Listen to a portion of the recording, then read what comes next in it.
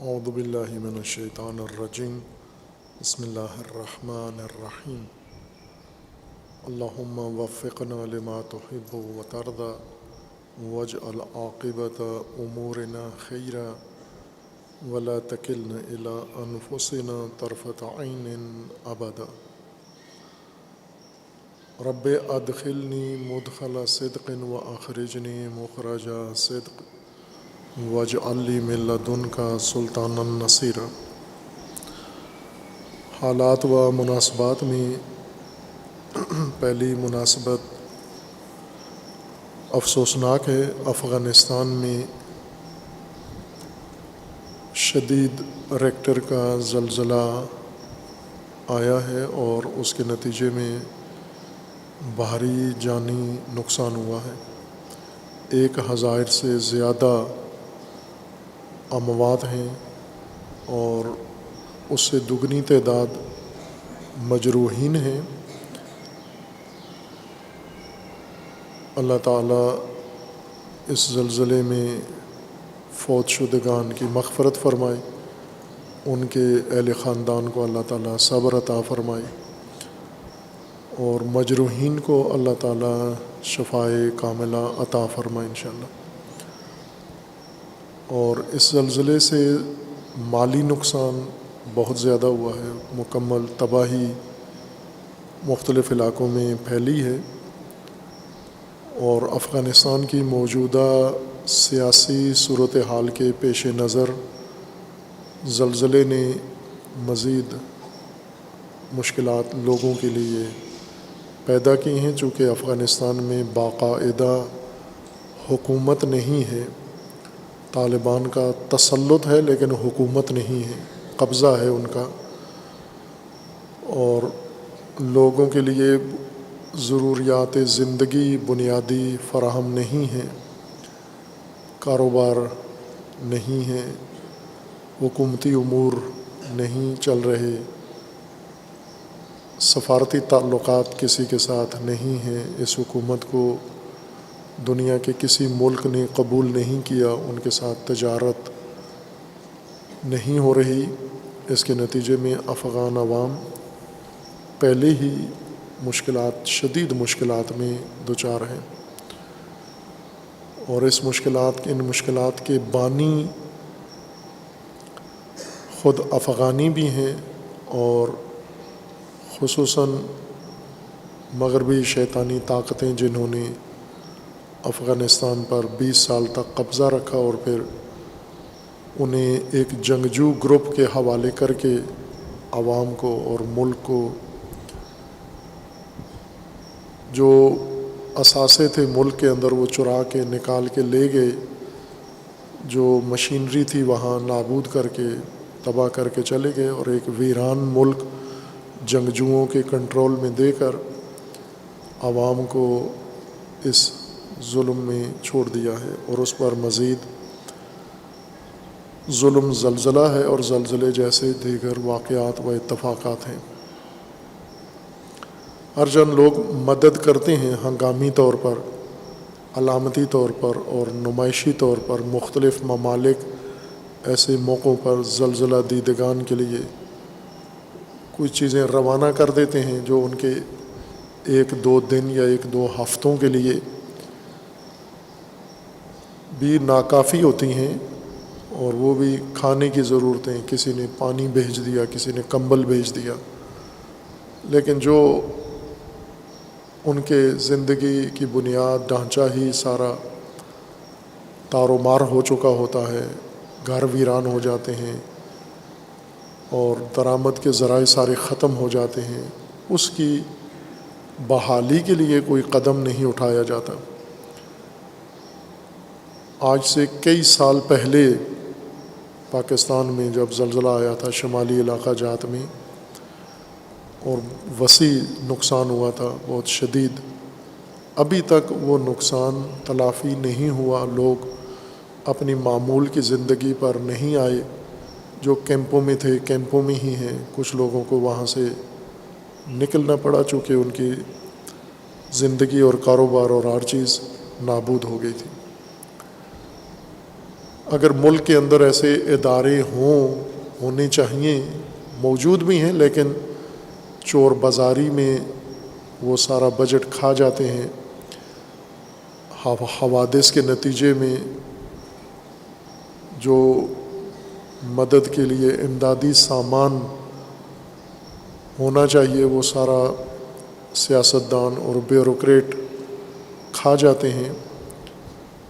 اور اس طرح حوادث کے موقع پر عوام مصیبت میں سال ہا سال مبتلا رہتے ہیں۔ اس کے بجائے کچھ ممالک ایسے ہیں جہاں پر اگر زلزلے کثرت سے آتے ہیں تو ان کے ہاں حادثہ دیدگان اور زلزلہ دیدگان کی بحالی کا بھی نظام بہت بہتر ہے، جن میں جاپان سر فہرست ہے کہ زلزلے کثرت سے آتے ہیں، نقصان کم ہوتا ہے شدید زلزلوں میں بھی، چونکہ انہوں نے اپنی آمادگی پہلے سے بنائی ہوئی ہے۔ زلزلے کی پٹی پر جب شہر بنائے ہیں تو شہروں کا استحکام زلزلے کے مقابلے کے لیے بنایا گیا ہے، اور کسی حد تک ایران جو زلزلے کی پٹی پہ بنا ہوا ملک ہے اور کثرت سے زلزلے اس میں آتے ہیں، جاپان کی طرح تو نہیں ہے ان کا انتظام، لیکن پھر بھی مسلمان ممالک میں یا مشرقی ممالک میں ایک بہتر ان کے پاس حادثہ دیدگان کی امداد اور بحالی کا نظام موجود ہے۔ پہلے سے آمادگی ہوتی ہے کہ اگر اتنی سطح کا نقصان ہوتا ہے تو بغیر بیرونی مدد کے، دیگر ممالک کی نمائشی مدد کے بغیر ہی خود ملک کے اندر یہ نظام بنایا ہوتا ہے۔ اور پاکستان بھی اسی زلزلہ پٹی کے اوپر ہے، افغانستان بھی، یہاں بھی ایسے نظام کی ضرورت ہے، لیکن اگر سنجیدگی ہو کسی طبقے میں کر سکتے ہیں، ورنہ زلزلہ جب آتا ہے، مجھے یاد ہے اکتوبر کا زلزلہ جب آیا تھا تو انہیں 3 دن بعد خبر ہوئی تھی ہماری حکومت کو کہ ہمارا شمالی علاقہ مکمل طور پر دب گیا ہے، پہاڑوں کے نیچے، سلائڈنگ کے نیچے، زلزلے کے نیچے۔ اور یہ اطلاع بھی جاپان کی سیٹلائٹ نے دی تھی، سیارے نے، مصنوعی سیارے نے، اس نے اپنے اسٹیشن پر خبر دی، انہوں نے پاکستان کو باخبر کیا کہ یہ حادثہ آپ کے ساتھ رونما ہو چکا ہے۔ پرویز مشرف کی حکومت تھی، اس نے اسلام آباد کی ایک بلڈنگ کا ذکر کیا تھا کہ زلزلے میں کچھ بھی نہیں ہوا، صرف اسلام آباد میں ایک بلڈنگ گری ہے۔ یہ صدر مملکت نے بیان داغا تھا، اور جب وہ وسیع تباہی کا علم ہوا، اس کی امداد کے لیے کچھ بھی نہیں تھا یہاں پر۔ مجھے یاد ہے اس وقت حکومت کے اندر جو محکمہ تھا وزارت کا، جس کا کام ایسے موقعوں پر ڈیزاسٹر مینجمنٹ کا تھا، ان کے ہیڈ نے، جو ان کا بڑا افسر تھا، اس کے بقول کہ ہمارے پاس ایک بیلچہ بھی نہیں ہے موجود حادثات، اس جیسے حادثات سے مقابلے کے لیے۔ لہٰذا نیٹو نے مدد کی، اپنے ہیلی کاپٹر بھیجے، طیارے بھیجے، پھر مختلف ممالک نے جہاز بار بار کے سامان بھیجا، اور سب سے بڑھ کر پاکستان کی قوم نے دل کھول کے مدد کی زلزلہ زدگان کی، لیکن وہی ہنگامی مدد۔ کمبل لے گئے، کیونکہ ٹھنڈا علاقہ تھا، سردیاں تھیں، کمبل بستر لے گئے، کھانے لے گئے، پانی لے گئے، یہ چیزیں لے گئے، لیکن ان کے گھر بنانے کے لیے کوئی اہتمام نہیں ہوا۔ کسی حد تک کچھ لوگوں نے کیا ہے، لیکن سرکاری طور پر کچھ بھی نہیں ہوا۔ ابھی تک وہ لوگ اسی طرح کی زندگی گزار رہے ہیں، یا ہجرت کر کے دوسرے شہروں میں چلے گئے ہیں، ان کے نقصان کی تلافی نہیں ہوئی۔ افغانستان کی صورتحال اس سے بھی زیادہ گمبھیر ہے کہ وہاں حکومت ہے ہی نہیں۔ پاکستان میں حکومت تھی، تیار نہیں تھی، آمادہ نہیں تھی، سنجیدہ نہیں تھی۔ افغانستان میں صرف جنگجو ہیں، مارنا لڑنا جانتے ہیں، باقی کسی کام کے لیے ان کے اندر بھی نہ ان کی ٹریننگ ہے، نہ ان کی تربیت ہے، نہ ان کے اندر آمادگی ہے ان کاموں کے لیے۔ دنیا سے بھی رابطہ کٹا ہوا ہے، اور دنیا نے انہیں اپنے حال پر چھوڑ دیا ہے۔ یہ ظلم ہے فوق ظلم، اور افغانی اس سخت کڑے امتحان میں مبتلا ہیں۔ اللہ تعالیٰ زلزلہ دیدگان کی بھی اور حادثہ دیدگان کی مدد فرمائے، اور مصیبت دیدگان جو پورا افغانستان مصیبت دیدہ ہے اس وقت، لوگوں کے پاس وسائل زندگی نہیں ہیں، اللہ تعالیٰ ان کی بھی مدد کرے اور اس صورتحال سے انہیں نجات عطا فرمائے۔ دوسرا افسوسناک واقعہ جو پاکستان میں ایک سیریل کی شکل میں تکرار ہوتا ہے ہر سال، اس سال پھر اس نے پرزے نکال لیے ہیں، وہ فرقہ وارانہ تحرکات ہیں، اور اس دفعہ پارا چنار سے یہ شروع ہوا ہے سلسلہ کہ پارا چنار اپنی ترکیب کے لحاظ سے، جمعیتی ترکیب کے لحاظ سے اس طرح کا ہے کہ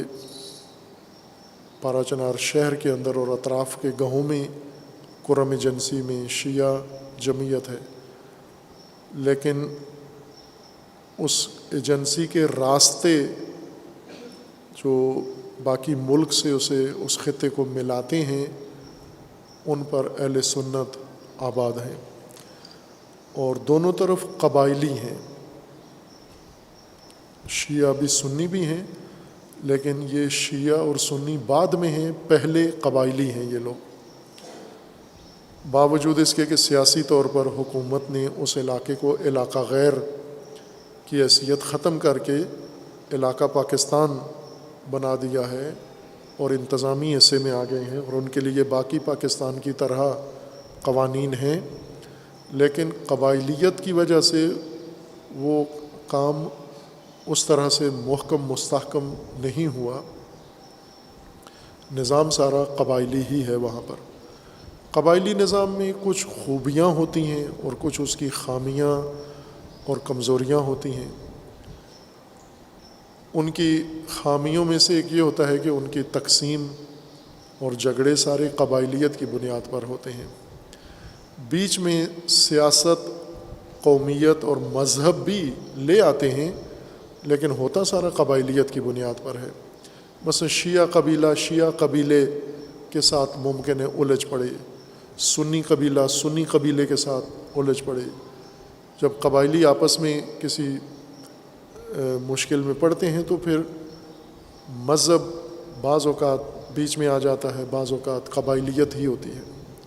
خوب اس طرح کے حادثات قبائلی علاقوں میں قبائلی اس بنیاد پر ہوتے رہتے ہیں، کثرت سے ہوتے ہیں، روزانہ کی بنیاد پر ہوتے ہیں۔ اگر چونکہ وہاں کی خبریں عموماً اخباروں میں نہیں آتی اور وہاں چینلز کے اپنے رپورٹرز نہیں ہوتے، ان کے اپنے بیورو نہیں ہوتے، دفاتر نہیں ہوتے، کوئی جو بڑی خبر ہو وہ آ جاتی ہے میڈیا کے اندر، لیکن معمولی مسائل نہیں آتے۔ سوشل میڈیا کے آنے سے قبائلی علاقوں کی خبریں سوشل میڈیا کے ذریعے زیادہ پھیلتی ہیں، اور سوشل میڈیا آلودہ ترین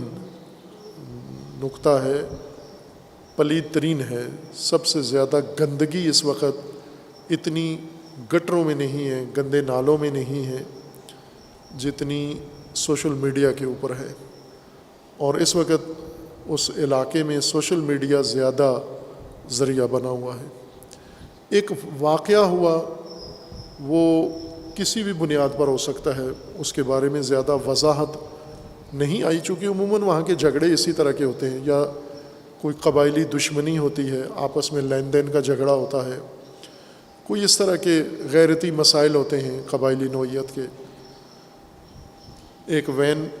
پر سوار لوگ وہاں قتل کر دیے گئے، جس کے بعد سوشل میڈیا پہ اس کو مسئلے کو زیر باس لایا گیا، اور بیرون ملک پاکستان سے باہر ظاہراً عرب امارات میں بیٹھا ہوا کوئی ناباب انسان، منحوس انسان، اس نے تشیع کے خلاف زبان درازی کی۔ وہ حادثہ جو ہوا تھا اس میں اہل سنت بھی قتل ہوئے اور شیعہ بھی ظاہراً یا قتل ہوئے یا زخمی ہوئے، لیکن دونوں اس گاڑی کے اندر ٹارگٹ ہوئے، اور اس میں کوئی وہاں کا رہنما بھی تھا ظاہراً قبائلی، اس کو بھی ظاہراً ہدف وہ تھا، اور باقی ساتھ اس کے اندر مارے گئے۔ لیکن سوشل میڈیا پہ اس گستاخ عنصر کی وجہ سے اس نے توہین کی، مقدسات تشیع کی غلیظ زبان اس نے استعمال کی۔ اس کے جواب میں بیرون ملک بیٹھے ہوئے بعض لوگوں نے شیعہ بن کر گستاخی کا جواب گستاخی سے دیا، اور اس سے زیادہ شدید تر توہین کر دی، اور اس کے نتیجے میں پھر علاقے کے اندر پہلے ہی مشکلات تھیں جس وجہ سے اور مزید بڑھ گئیں، راستے بند کر دیے گئے اور ایک کرفیو کا سماں لگا دیا گیا ہے، احتجاج شروع ہو گئے، تشویش بڑھ گئی۔ اور محرم کے نزدیک یہ کچھ ہونا یہ خوفناک عمل ہے۔ ہر سال پاکستان میں یہ ہوتا ہے، کسی ذاکر خطیب کے ذریعے، کسی مفتی کے ذریعے عموماً یہ غلاظت شروع کی جاتی ہے۔ اس دفعہ سوشل میڈیا پہ پاکستان سے باہر مقیم عناصر نے، دہشت گردوں نے اور فسادیوں نے یہ آگ لگائی ہے، اور قبائلی علاقہ پٹرول پمپ کی طرح ہے، یا کہیں پٹرول ٹینکر کی طرح ہے کہ آگ پکڑتا ہے، وہ جلدی آگ پکڑ لیتا ہے۔ وہاں ایسی گنجائش موجود ہے، چونکہ تمام قبائل مسلح ہیں، تمام قبائل آپس میں قبائلی نظام کے مطابق رہتے ہیں، اور ان کے اندر جذباتیت دوسروں سے زیادہ ہے۔ غیر قبائلی علاقوں کی نسبت قبائلیوں میں جذباتیت زیادہ ہوتی ہے، اور قبائلی ہونے کی وجہ سے وہاں پر حکومت کا عمل دخل کم ہوتا ہے، اور باقی آزاد دنیا کا بھی عمل دخل کم ہوتا ہے۔ اب جیسے لاہور میں، کراچی میں، اسلام آباد میں، پشاور میں کوئی اگر واقعہ رونما ہوتا ہے تو اس میں سب کود پڑتے ہیں، حکومت بھی، ادارے بھی، میڈیا بھی، علماء بھی، مذاہب بھی، مسالک بھی، اور اگرچہ کچھ تخریبی کام کرتے ہیں لیکن کچھ اصلاحی کام بھی کرتے ہیں، بیچ میں ماحول کو پرامن بنانے کے لیے بھی کوشاں ہوتے ہیں۔ مثلا علماء میں سے کچھ لوگ فوراً سامنے آ جاتے ہیں، کچھ سیاستدان سامنے آ جاتے ہیں، میڈیا میں سے اسی طرح ملا جلا ایک تأثر ہوتا ہے، اور بات آگے زیادہ بڑھنے نہیں دی جاتی۔ لیکن قبائلی علاقوں میں ان کاموں کا گنجائش کم ہوتی ہے، اس قبائلی ترکیب اور ساخت کی وجہ سے، اس لیے وہ زیادہ شعلہ ور ہوتا ہے وہاں پر موضوع، خصوصاً جب اس کو مذہب کی چاشنی بھی دے دی جائے، جب ڈیٹونیٹر اس کا مذہب بنا دیا جائے پھر دھماکہ زیادہ ہوتا ہے۔ جیسا کہ اس واقعہ میں جو ایک مشکوک واقعہ ہوا اور اس کو فوراً ہی مذہبی رنگ دے دیا گیا سوشل میڈیا کے ذریعے سے، اور مذہبی رد عمل بھی اس کے مقابلے میں آنا شروع ہو گیا۔ اور یہ پہلا واقعہ نہیں ہے، پہلے بھی ہوتا رہا، لیکن اس کے اندر جو زیادہ تشویشناک پہلو ہے وہ یہ کہ یہ محرم کے قریب، محرم کے موقع پر ہو رہا ہے یہ سب کچھ، اور محرم ایک ایسا موقع ہوتا ہے جس میں آسانی سے ملک میں آگ لگائی جا سکتی ہے۔ محرم کی ایسی فضا پاکستان میں بنا دی گئی ہے ان کھلاڑیوں نے، مہروں نے، جنہیں پاکستان کو تباہ کرنا تھا، انہوں نے محرم کو خصوصاً ان امور کا موضوع قرار دیا ہے، جبکہ محرم جیسا کہ محرم کے نام سے ہے کہ حرمت ہے محرم کی، اور محرم اتفاقاً تمام مہینوں سے زیادہ اہمیت والا مہینہ ہونا چاہیے تھا مسلمانوں کے لیے، اور مسلمانوں کے آپس کے روابط کے لیے، اور مسلمانوں کے اپنے دین کی خاطر ایک ہونے کے لیے، لیکن الٹ ہو گیا، محرم کو فتنوں کے لیے زیادہ استعمال کیا گیا ہے، اور اس میں سارے جتنے بھی فریق ہیں وہ سارے اس میں ملوث ہیں۔ حکومت بھی محرم میں اس قسم کے مسائل کو بعض اوقات موقع دیتی ہے کہ پیدا ہوں سیاسی فائدہ اٹھانے کے لیے۔ علاقائی مفاد پرست لوگ جنہیں قیادت اور لیڈر بننا ہوتا ہے وہ بھی اس قسم کے موقعوں سے فائدہ اٹھاتے ہیں۔ جہالت بھی ایسے موقعوں پر بیچ میں ایندھن کا کام کرتی ہے، جذباتیت بھی اس میں تیل کا کام کرتی ہے، فتنہ پھیلاتی ہے، اور پھر بیرونی طاقتیں خصوصاً ایسے موقعوں سے فائدہ اٹھاتے ہیں۔ ابھی یہ جو حالیہ پارا چنار کے اندر مسئلہ ہوا ہے، چونکہ پڑوس میں افغانستان ہے، افغانستان کی صورتحال سخت ناپائیدار ہے، اور جہاں پر یہ واقعہ ہوا ہے پارا چنار بالکل زیرو پوائنٹ پہ ہے، افغانستان کے بارڈر پر ہے، اور افغانی ناپائیداری اور وہاں کا جو ماحول ہے پاکستان کے لیے بہت شدت ہے اس کے اندر۔ پاکستانی حکومت مذاکرات کر رہی ہے دہشت گردوں کے ساتھ، یہ میں الگ سے موضوع عرض کروں گا، دہشت گردوں کے ساتھ مذاکرات کر رہی ہے، جرگے ہو رہے ہیں، افغانستان کی سرزمین پاکستان کے خلاف استعمال ہو رہی ہے۔ ایسے میں بارڈر کو ناامن کر دینا اور بارڈر میں فرقہ وارانہ ماحول پیدا کرنا، یہ دور تک یہ سلسلہ جاتا ہے، اور افغانستان میں ہندوستان باقاعدہ طور پر پاکستان سے زیادہ اپنی جڑیں پھیلا چکا ہے طالبان کی حکومت کے ساتھ، یا طالبان کے حکومت تو نہیں ہے، طالبان کے گروہ کے ساتھ، پارٹی کے ساتھ ہندوستان نے اپنی پینگیں بڑھا لی ہیں، دوستی کر لی ہے۔ اور ہندوستان کا پاکستان کے بارے میں یہ کہنا ہے، ایک ہندوستانی میجر ہیں، عرصے سے سوشل میڈیا پر پاکستان کے خلاف مغلظات کہتے رہتے ہیں، وہ یعنی پاکستان کے اندرونی معاملات کو اٹھا کر، مذہبی قومی سیاسی مسائل کو اٹھا کر پھر تجزیہ تبصرہ کرتے ہیں، جس میں پاکستان کے خلاف نفرت جیسے بہت سارے ہندوؤں میں ہے، اس میجر کے اندر بھی ہے، لیکن وہ چونکہ ان کی سروسز کا بندہ ہے، انڈین انٹیلیجنس کا آدمی ہے، لہٰذا وہ ایک پروپیگنڈا مشینری کا ایک حصہ ہے، وہ یعنی سرکاری طور پر یا اداراتی سطح پر پاکستان کے خلاف ماحول سازی کا حصہ ہے اس کی گفتگو۔ اس نے 2 سال پہلے اپنی گفتگو میں یہ تبصرہ کیا تھا کہ پاکستان، انڈیا گھبرائے نہیں پاکستان کے بارے میں۔ اس نے اپنی حکومت کو یہ کہا تھا کہ آپ پاکستان کے بارے میں گھبرائیں نہیں، پاکستان کو میزائل اور مہنگے فینٹم طیارے اور بم نہ پھینکیں، بلکہ پاکستان کے لیے آسان فارمولہ ہے، اور وہ یہ ہے کہ پاکستان کے مفتی اور مولوی یہ انڈین میزائل سے زیادہ تباہی پاکستان میں پھیلا سکتے ہیں اور سستے بھی ہیں۔ اس نے یہ کہا تھا کہ مثلا انڈیا ایک میزائل اگر پاکستان پہ مارے جو کروڑوں روپے کا ہے، بلکہ کروڑوں ڈالر کا کہہ لیں، تو بہت مہنگا پڑتا ہے، اس کے بجائے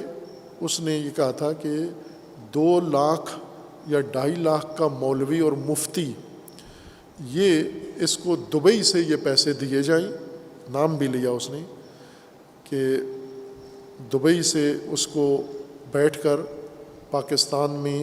اس کے اکاؤنٹ میں پیسے ڈال دیں آپ، اور اسے یہ کہیں کہ پاکستان میں آگ لگانی ہے تم نے، تو یہ 2.5 لاکھ میں وہ مفتی اور مولوی وہ کام کر جائے گا جو انڈیا کروڑوں روپے لگا کے بھی نہیں کر سکتا۔ یہ اس کا آن لائن تبصرہ ابھی بھی موجود ہے، کوئی دیکھنا چاہے وہاں اس نے باقاعدہ اشارہ کیا، اور اس نے یہ کہا کہ اس لیے آسان ہے پاکستان کے خلاف محاذ، چونکہ پاکستان میں ہر بندے کو واجب القتل سمجھتا ہے، ہر مولوی ہر مسلک کو واجب القتل سمجھتا ہے، یہ ایک دوسرے کی تکفیر کرتے ہیں، کفر کے قائل ہیں، اور کافر بھی واجب القتل کافر جس کا قتل ضروری ہے۔ خوب ظاہر ہے ایسا ملک جس میں ہر آدمی دوسرے کو واجب القتل سمجھتا ہے اور قاتل موجود بھی ہیں، اور ان کو صرف 2.5 لاکھ روپیہ چاہیے اور یہ وہ آگ لگا سکتے ہیں، یہ 2 سال پہلے کے اس کے اظہارات ہیں۔ اگر اظہارات نہ بھی کرے تو بھی یہی ان کا طریقہ کار ہے کہ پاکستان کے اندر یہ طبقہ فرقہ باز طبقہ، یہ دہشت گرد اسی کام کے لیے پالے جاتے ہیں، اسی کام کے لیے رکھے جاتے ہیں۔ اور اس دفعہ تو کھل کر انہوں نے یہ کام کر بھی دیا ہے کہ ایک مشکوک حادثہ قبائلی علاقے میں، جہاں روز یہ مار کٹائی قبائلیوں کا ایک زندگی کا لازمہ ہے، بعض اوقات اپنے بندوں کو خود مار دیتے ہیں، باپ بیٹے کو مار دیتا ہے، بھائی بھائی کو مار دیتا ہے، معمولی سی تلخی پر۔ چند دن پہلے جو واقعہ ہوا، چند مہینے پہلے کہہ لیں یا سال ہو گیا ہوگا، زمین کا جرگہ ہو رہا تھا، شیعہ نے شیعہ مار دیے زمین کے اوپر، جرگہ ہو رہا تھا آپس میں، زمین کے بارے میں گفتگو کر رہے تھے، وہیں پہ طیش آیا، ان کو گولیاں چلائیں، وہیں پہ سادات بھی مار دیے، غیر سادات بھی مار دیے۔ تو یہ تو ایک وہاں کی صورتحال ہے۔ اس صورتحال کو جب غلیظ میڈیا بیچ میں کود پڑتا ہے اور وہ اس کو مذہبی رنگ دے دیتا ہے، پھر مذہبی اشتعال پیدا کرتا ہے، اور مذہبی اشتعال کے نتیجے میں رد عمل مذہبی آتا ہے، اس وقت بات خطرناک حد تک پہنچ جاتی ہے، جیسا کہ یہاں ہو رہا ہے۔ اب یہ تو ریاست کی ذمہ داری ہے، اداروں کی ذمہ داری ہے کہ یہ بندے جو باہر بیٹھ کر مقدسات کی توہین کرتے ہیں، پاکستانی ہیں، ظاہر ہے پشتوں میں یہ مغلظات بک رہے ہیں، تو انہیں ڈھونڈا جائے، ان کے شناخت کی جائے ان کے خاندانوں کے ذریعے سے، اور انہیں پولیس انٹرنیشنل پولیس کے ذریعے سے انہیں ملک کے اندر بلا کر سزا دی جائے۔ لیکن ایسا کرتے نہیں ہیں ہمارے ادارے، بلکہ اگر کوئی ایسا فسادی شخص پاکستان کے اندر فساد کرتا ہے اور مقدسات کی توہین کرتا ہے، اس کو باقاعدہ اسپیشل طیارے کے ذریعے سے ارجنٹ ویزا لے کر اس کو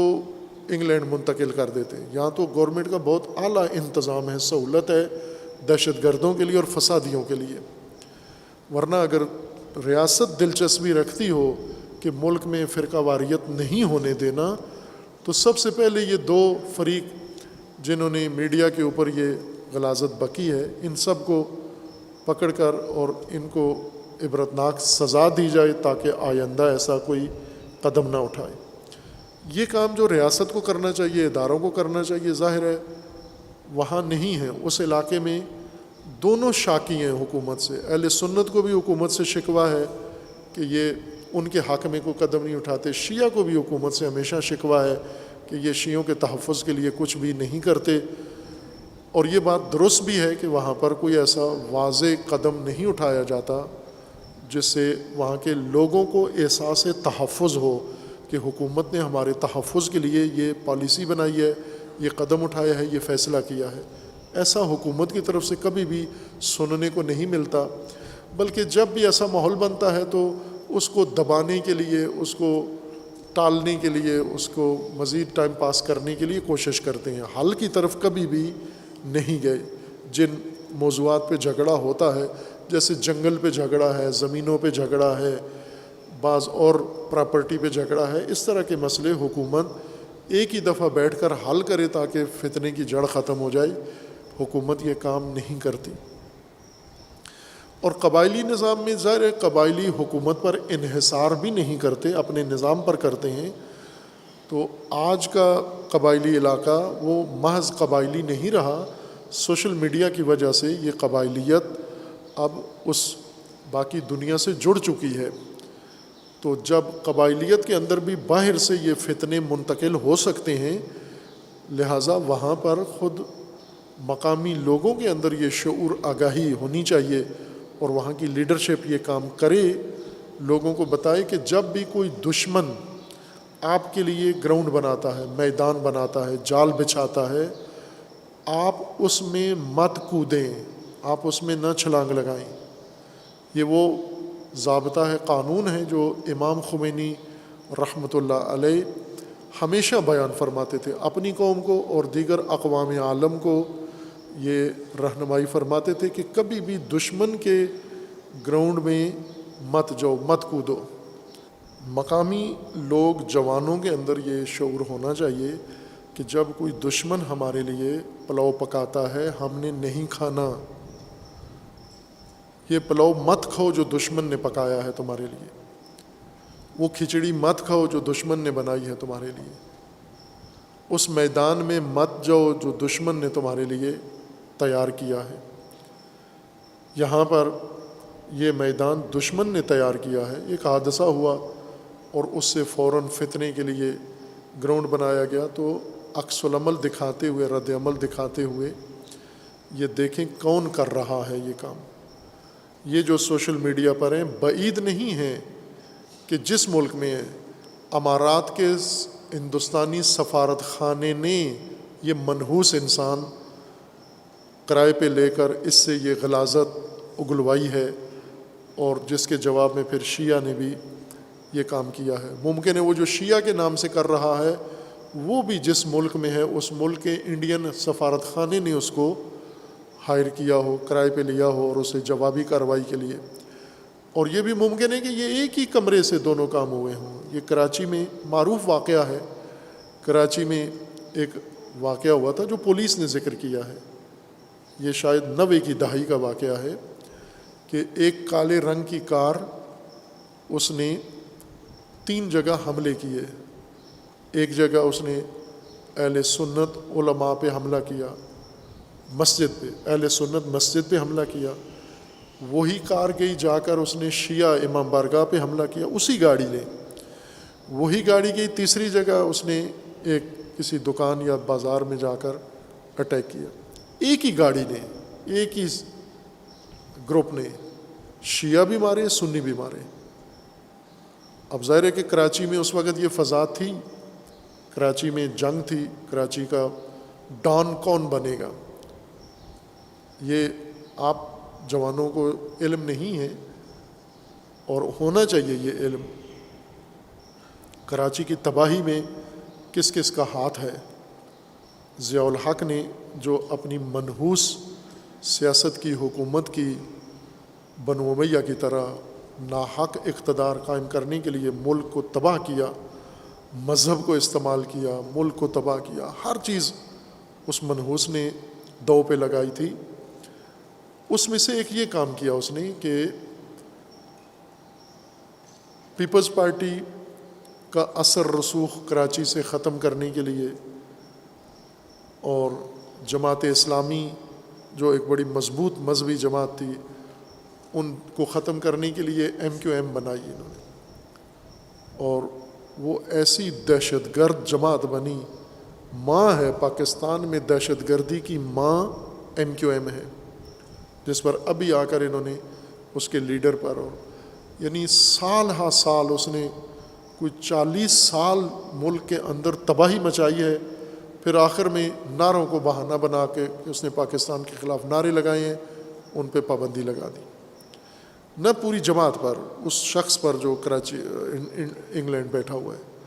اب یہ کام پہلے دن کرتے اور نہ کرتے یہ حرکت، آپ ایسی خونخوار جماعت نہیں بنانی چاہیے تھی آپ کو۔ انہوں نے کراچی کی تباہی میں یہ کام کیا۔ اب وہ گاڑی ظاہر ہے پتہ چل گیا کس کی گاڑی ہے، جو شیعہ کو بھی مار رہی ہے، سنی کو بھی مار رہی ہے۔ اب شیعہ جب مرتا ہے تو وہ نہیں کرتا کہ یہ تھرڈ پارٹی یہ کام کر رہی ہے، وہ سمجھتے سنی نے کیا ہے۔ سنی جب مرتا ہے تو سیدھا اس کا ذہن شیعہ کی طرف آتا ہے، اور دونوں مچل کے بفر کے سڑکوں پر آ کر مرد آباد، تکفیری اور فلاں نعرے لگا کے، کافر کافر کہہ کے، اور احمق بنتے ہیں اس گروپ کے ہاتھوں جو ایک آگ لگا کے ان کی حماقت سے کھیل رہا ہوتا ہے۔ کراچی سے زیادہ خطرناک ہے قبائلی علاقے، چونکہ کراچی کو مسلح کیا گیا، کراچی کو قبائلی رنگ دیا گیا، لوگوں کو مسلح کیا گیا، اور بڑی محنت کرنا پڑی۔ کراچی والے مسلح نہیں تھے، کراچی کے جوان وہ ان کے بارے میں مشہور ہے کہ اگر وہ لڑ پڑتے آپس میں، ایک آدمی دوسرے آدمی کو تھپڑ مارتا تو وہ اسے جواباً مارتا نہیں تھا، بلکہ اسے کہتا تھا اب کے مار کے دیکھ۔ وہ 10 بھی مارتا تھا، یہ پھر کہتا تھا اب کے مار کے دیکھ۔ یعنی اس طرح کے لوگ تھے، سلو پسند، لیکن ان کے ہاتھوں میں بندوقیں، اسلحہ دے کر ان کے تیور تبدیل کیے۔ یہ اقتدار پرستوں نے، یہ جو اقتدار کی شہوت جن کے اندر ہو، اور یہ جو اہل بیت نے فرمایا ہے کہ اقتدار پرست درندہ بھیڑیے سے زیادہ خطرناک ہوتا ہے قوم کے لیے، اس کی مثال ضیاء الحق ہے۔ یہ واقعاً درندہ بھیڑیے سے خطرناک ثابت ہوا پاکستان کے لیے، اور یہ اس کے لگائے ہوئے پودے ہیں، یہ طالبان بھی اور فلاں، یہ سب دہشت گردی ضیاء الحق کی بوئی ہوئی فصل ہے، اور اس کی ٹیم کی بوئی ہوئی فصل ہے جو ابھی تک ختم نہیں ہوئی۔ پاکستان کی افواج شہادتیں دے کر اپنے جوانوں کی اس جڑ کو ختم کرنا چاہتے ہیں، بوٹی کو، لیکن ختم نہیں کر پا رہے ہیں۔ لہٰذا اس کو کنٹرول اگر کرنا ہے، خصوصاً میں پارا چنار کے ان غیرت مند جوانوں کو کہوں گا، بہت پارا چنار یہ حماسی قوم ہے، انہوں نے کیا ہے یہ کام، انہوں نے ماضی میں نہ بہت ماضی بعید میں، قریب میں پارا چنار کا جس طرح دفاع کیا، ان دہشت گردوں کے محاصرے میں جس طرح انہوں نے اپنے آپ کو محفوظ رکھا، یہ ایک تاریخی کارنامہ ہے۔ چونکہ ہمارے ہاں اس پہلو پہ یعنی ان اصولوں اور ان اقدار کے ثقافتی پہلو پہ زیادہ کام نہیں ہوتا، اس کو ہر چیز کو چندے کا کشکول بنا لیتے ہیں۔ پارا چنار کے دوستوں کو میں اس وقت بھی یہ عرض کرتا تھا کہ پارا چنار کے حماسہ اور پارا چنار کی شجاعت کا کشکول نہ بنو، اس کو مانگنے کے لیے استعمال نہ کرو۔ پارا چنار سے ایک حاجی صاحب آئے تھے، تو میں نے ان سے کہا کہ کیا واقعاً آپ لوگ بالکل خالی ہو چکے ہو، آپ کے پاس روزمرہ کھانے کا بھی کچھ نہیں بچا؟ اگر یہ صورتحال ہے تو پھر تو ہمیں بھی سوچنا چاہیے۔ تو انہوں نے کہا یہ جھوٹ ہے سب کچھ، پارا چنار ہمیشہ ہر لحاظ سے مضبوط تھا اور مضبوط ہے، کسی لحاظ سے نہیں ہے۔ یہ چند ایک لوگ ہیں جن کا پارا چنار سے صرف پیدائشی تعلق ہے، باقی پارا چنار کے کسی موضوع سے کوئی تعلق نہیں ہے۔ یہ کشکول اٹھا کے مانگنا شروع کر دیتے ہیں ساری دنیا میں، یہ پارا چنار کے حالات خراب ہیں، چندے بھیجیں آپ۔ پارا چنار میں وہ جو حماسہ ہوا، اس کے مطابق ان جوانوں پہ بھروسہ ہونا چاہیے اور انہیں باشعور و بیدار ہونا چاہیے۔ یہ بہت ضروری ہے پارا چنار کے جوانوں کے لیے کہ آگاہ ہوں، باشعور ہوں، دشمن کے بنائے ہوئے میدان میں نہ کودیں، دشمن نے جو جال پھینکا ہے اس میں نہ اچھلیں۔ یہ شجاعت نہیں ہے، یہ بے وقوفی کے زمرے میں آتا ہے کہ اگر کوئی میدان بناتا ہے اور ہم فوراً کود جائیں۔ وہ تو چاہتا یہی ہے۔ یہ جو سوشل میڈیا پہ اس ملعون نے مغالطات بکی ہیں تشیع کے بارے میں اور مقدسات کے بارے میں، تو وہ یہی چاہتا تھا کہ آپ بھی جواباً یہ کام کریں، اور آپ نے کر دیا۔ بعضوں نے، پارا چنار والوں تو نہیں کیا، لیکن کسی اور نے کر دیا تاکہ یہاں یہ فضا بنائیں۔ باہر کے پارا چنار کے اندر فہیم علماء موجود ہیں، وہاں اچھی قیادت موجود ہے، معاملات کو سمجھنے والے، کافی مسائل انہوں نے حل کیے ہیں، آپس کے اختلافات انہوں نے حل کیے ہیں، قربتیں پیدا کی ہیں۔ ان سے امید ہے کہ وہ اس پورے ماجرا کو انشاءاللہ سنبھالیں گے اور یہ سمجھیں کہ کون آپ سے کیا کروانا چاہتا ہے۔ اگر ہمیں اشتعال دلوانا چاہتے ہیں تو آپ دشمن کے کہنے پہ مشتعل نہ ہوں، آپ مشتعل ہوں جب آپ کو اپنا مکتب کہے، جب آپ کو اپنا نظریہ کہے، اس وقت مشتعل ہوں آپ۔ لیکن جب دشمن مشتعل کرنا چاہے اس وقت تک ہرگز مشتعل نہیں ہونا، اس وقت تک اس کے دام میں نہیں آنا۔ قطعاً یہ ایک منصوبے کے ساتھ ہوا ہے یہ کام محرم کے نزدیک، اور ظاہر ہے اس کے اثرات پورے ملک کے اندر ناسبی، اہل بیت کے دشمن اور تکفیری۔ میں پہلے یہ بارہا عرض کر چکا ہوں کہ افغانستان میں طالبان کے طاقتور ہونے کے بعد پاکستانی افواج کے ترجمان نے بھی یہ کہا تھا کہ سلیپنگ سیل دہشت گردوں کے ایکٹیو ہو رہے ہیں، اور یہ بات درست ہے۔ افغانستان میں ان کے تقویت کے بعد، طاقت کے بعد، اب یہ پاکستان میں ان کے سوئے ہوئے گروپ سارے اب دوبارہ منظم ہو کے تیاریاں کر رہے ہیں۔ یہ پچھلے 2 سال محرم میں لگاتار انہوں نے ماحول بنایا، لیکن اللہ نے انہیں ناکام بنایا ہے، اور اس ناکامی میں پاکستان کے تمام مسالک کے سنجیدہ اور جید علماء نے سب سے تعمیری کردار ادا کیا ہے، بہترین کردار ادا کیا ہے۔ یہی جامعہ عروۃ الوثقیٰ میں یہ سارے اکابرین آئے، 2 سال آئے مسلسل، اور آ کر محرم کے قریب مفاہمتی اور مشاورتی اجلاس کے ذریعے سے پوری قوم کو پیغام دیا، اور ہر طبقے کے اکابرین کو اس طبقے کے سنجیدہ لوگوں نے سمجھا اور اس میں شامل نہیں ہوئے، لیکن کرائے کے مفتی، تکفیری مفتی، ناصبی مفتی، انہوں نے اپنی طرف سے کوئی کمی نہیں چھوڑی تھی۔ اس لیے وہ ان علماء کے خلاف بھی ہیں، دشمن بھی ہیں، ان کو برا بھلا بھی کہتے ہیں، جنہوں نے ان کی لگائی ہوئی آگ بجھا دی،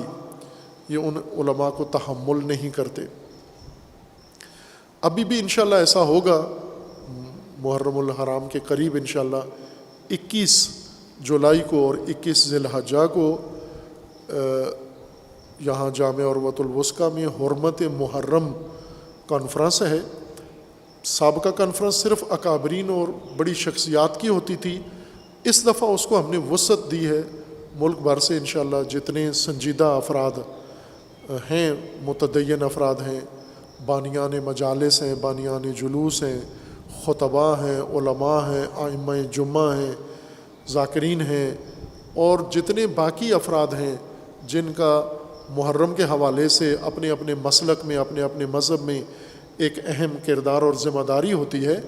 ہم ان سب کو دعوت دے رہے ہیں۔ انشاءاللہ وہ آئیں گے اور اس محرم کے لیے بھی تدبیر کریں گے تاکہ محرم کا تقدس، محرم کا احترام باقی رہے اور محرم حرمت کے ساتھ آگے بڑھایا جائے، بے حرمتی کسی کی طرف سے کسی کی بھی نہ ہو۔ اور یہ جو منصوبے ابھی بنائے جا رہے ہیں یہ بھی خاک میں مل جائیں گے انشاءاللہ، ابھی تک ملے ہیں، آئندہ بھی مل جائیں گے انشاءاللہ۔ اسی طرح پاکستان کے اندر دیگر موضوعات ہیں چند ایک جن کی طرف اشارہ ضروری ہے۔ ایک حکومت نے اعلان کیا ہے، پریس اعلان گورنمنٹ کا، پولیس کا ہوا ہے کہ منشیات کو کنٹرول کرنے میں حکومت دلچسپی لے رہی ہے۔ اب ہم تو عرصے سے اس طرف ان کی توجہ دلا رہے ہیں کہ نشہ اور منشیات پاکستان کی موجودہ نسل کے لیے سب سے زیادہ تباہی کا ذریعہ بن گیا ہے۔ تعلیمی اداروں میں جوان لڑکے اور لڑکیاں اسکولوں کی حد تک نشے کے عادی ہو چکے ہیں، اور وہ جو پہلا روایتی نشہ ہوتا تھا، بھنگ ہے، چرس ہے، ہیروئن ہے، اس سے زیادہ اب ماڈرن نشہ، نئے نشے، کیمیکل نشے جو متعارف کروائے گئے ہیں، جنہیں جوان بڑے شوق سے استعمال کرتے ہیں، گھروں کے اندر بھی استعمال کرتے ہیں، اسکولوں میں استعمال کرتے ہیں، انہوں نے خطرے کی گھنٹی بجا دی ہے۔ لیکن ہوس اقتدار میں، شہوت اقتدار میں، اقتدار کے نشے میں مست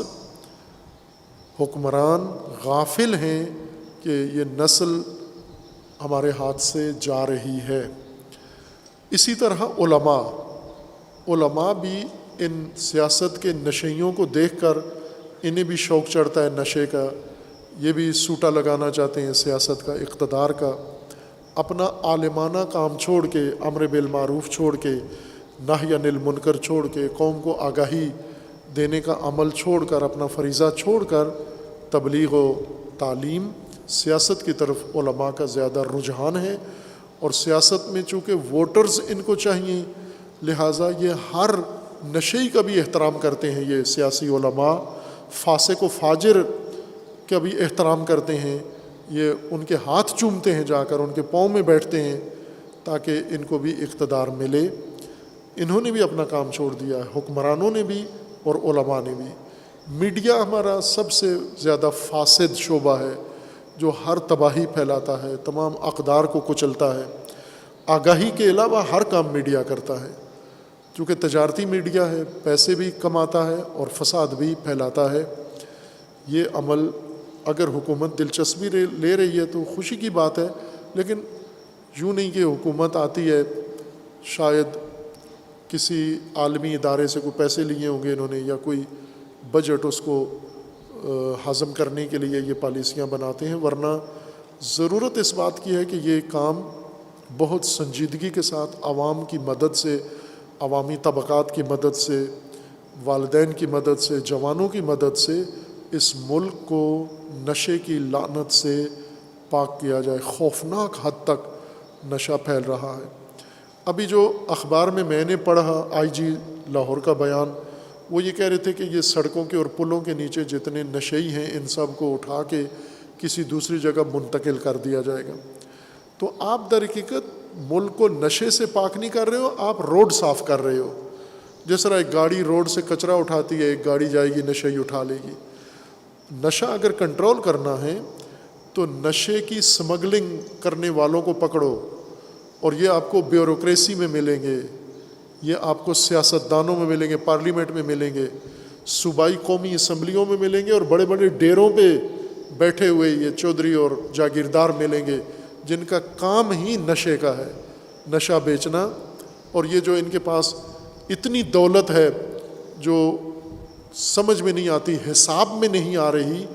یہ دولت منشیات سے، اسلحے کی سمگلنگ سے اور نشے کی سمگلنگ سے حاصل ہوتی ہے۔ ان کو جب تک کنٹرول نہیں کرو گے، آپ کو اندر سے بہت سارے حکومتی عہدیدار ملیں گے جو ملک کے اندر آئس نشہ اور دوسرا نشہ استعمال لاتے ہیں، سمگلنگ کرتے ہیں، اور اپنے سیاسی اثر رسوخ سے تباہی کے لیے یہ میدان ہموار کر رہے ہیں۔ خوب دہشت گردی ہے، نشہ ہے، غیر قانونی اسلحہ ہے، یہ قوم کی تباہی ان ذریعوں سے ہو رہی ہے۔ لیکن یہ تجارت ہے چونکہ، لہٰذا یہ تجارت بند جب تک نہیں کرتے اس وقت تک مشکل حل نہیں ہوگی۔ ایک اہم مسئلہ جو ملک کے اندر درپیش ہے وہ حکومتی معیشتی اقدامات ہیں، تباہ کن قسم کے اقدامات یہ موجودہ حکومت کر رہی ہے۔ پچھلی حکومت بھی کر رہی تھی اور مصمم تھی، پوری سنجیدگی سے ملک تباہ کرنے میں جتی ہوئی تھی، لگی ہوئی تھی، اور کیا انہوں نے، لیکن ان کی قابلیت میں شک ہے سب کو کہ وہ اتنے اہل اور لائق لوگ نہیں تھے،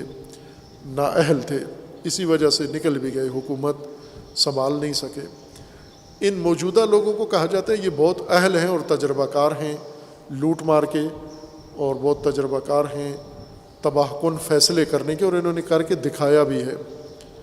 انہوں نے جس طرح سے تیل کی قیمتیں بڑھائی ہیں، بجلی کی قیمتیں بڑھا رہے ہیں، اشیاء ضرورت جو روزمرہ کی ضرورت ہے کھانے پینے کی، ان کو اتنا مہنگا کر دیا ہے کہ اب تصور بھی ایک عام آدمی اس کا نہیں کر سکتا، درآمد بڑھائے بغیر صرف مہنگائی بڑھا رہے ہیں، خرچے بڑھا رہے ہیں، اور مزید اس کے اوپر اضافہ کرتے چلے جا رہے ہیں۔ اور وزیر خزانہ نے کہا ہے کہ ہم نے مشکل فیصلے کیے ہیں، وزیر اعظم نے بھی، اور مشکل فیصلے کرنے جا رہے ہیں۔ یہ خوشخبری کے طور پر قوم کو سناتے ہیں کہ ہم نے مشکل فیصلے کیے ہیں اور مزید مشکل فیصلے کرنے جا رہے ہیں۔ مشکل نہ کہ حکومت کے لیے مشکل، عوام کے لیے مشکل کام کرنے جا رہے ہیں۔ یعنی اس کے لفظ کا ترجمہ و تفسیر یہ ہے کہ ہم عوام کی مشکلات بڑھا چکے ہیں، مزید بڑھا رہے ہیں، اور عوام تیار رہے اس کے لیے مشکلات میں مرنے کے لیے، چونکہ یہ وہ عوام ہیں مشکلات کے ساتھ سمجھوتا کیے ہوئے، جتنی مشکلات بڑھیں انہیں کوئی اعتراض نہیں ہے، انہیں صرف اعتراض یہ ہے کہ جوتے مارنے والے زیادہ ہونے چاہیے، چونکہ جوتے کھانے والے 22 کروڑ ہیں، جوتے مارنے والے تھوڑے ہیں، یہ جوتے مارنے والے زیادہ ہو جائیں تو قومی مشکل ساری حل ہو جاتی ہے۔ مشکلات سے یہ نہیں گھبراتی یہ قوم، لہٰذا یہ مشکلات قوم کے لیے فیصلے کر رہے ہیں، قوم بڑھا رہی ہے، اور ساتھ ساتھ ڈٹھائی کے ساتھ اس کو مزید بھی کہہ رہے ہیں کہ ہم بڑھائیں گے۔ اس کی وجہ کیا ہے؟ اس کی وجہ یہ بتاتے ہیں کہ آئی ایم ایف نے جو پاکستان کی معیشت کی بنیاد ہے، آئی ایم ایف عالمی مالیاتی سودی ادارہ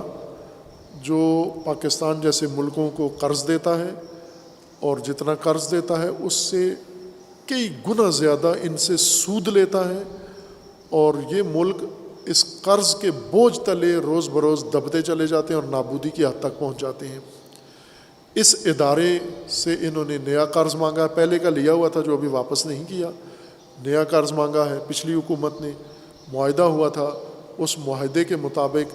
انہوں نے مہنگائی کرنی تھی، کرنسی کا ریٹ گھٹانا تھا اور بہت ساری پابندیاں ان کے اوپر عائد ہو رہی تھیں۔ انہوں نے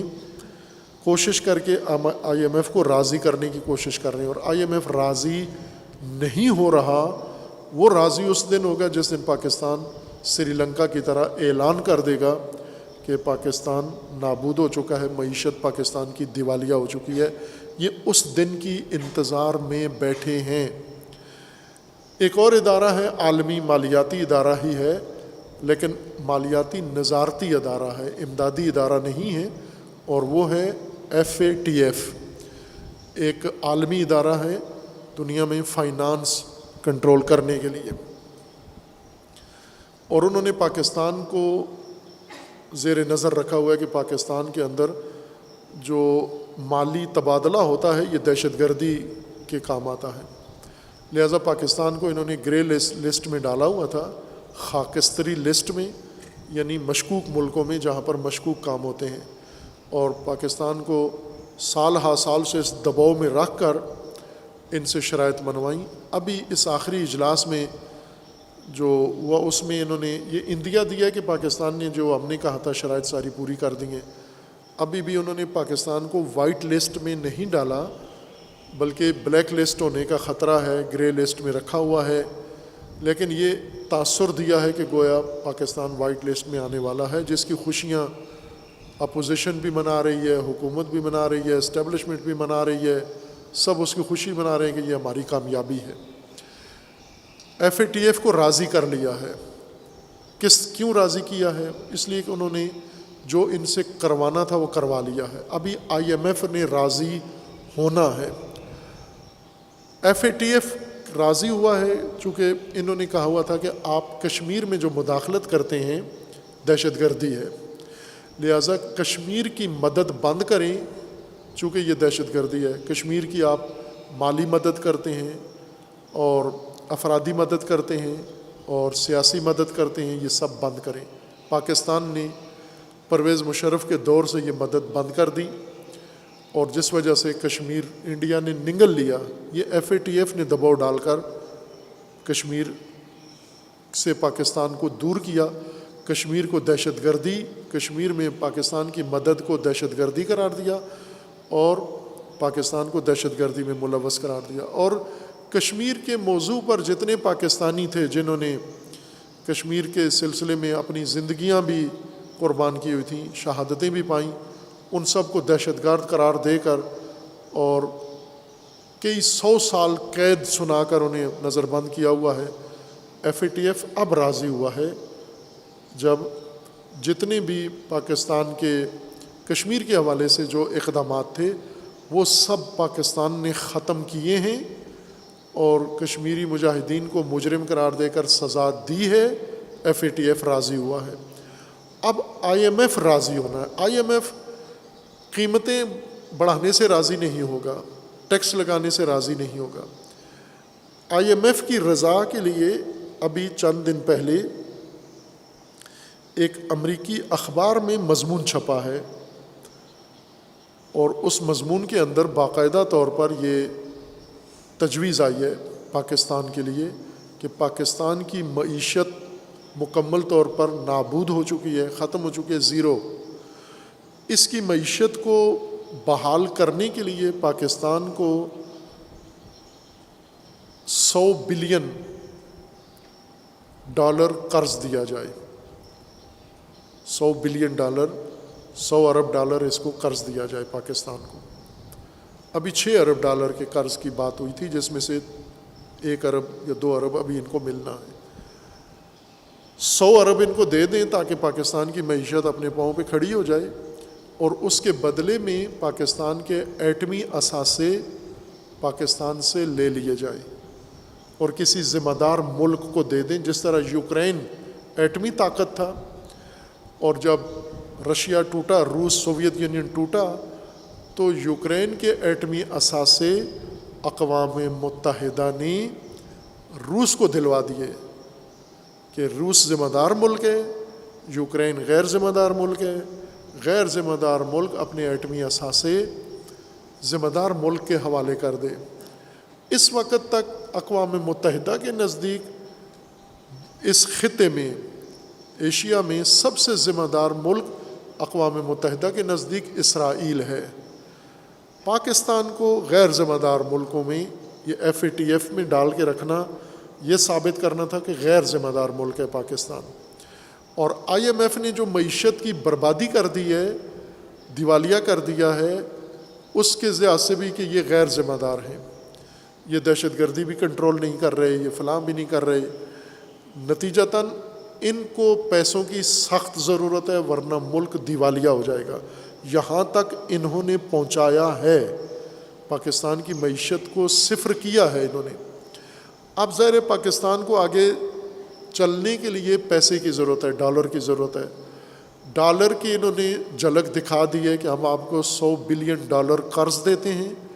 آپ لے کے ملک بچائیں، لیکن جو آپ کے پاس